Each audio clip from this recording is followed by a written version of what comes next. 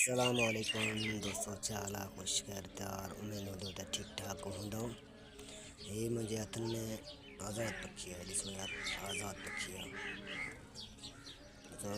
हथन में दाना तो खाए जिसको यार ताके के नज़दीक कर दिखा रहे तो ताकि ताके यकीन अची सके यार इन सामान ॾाढो मेहनत कयो इतबार जी कंदो त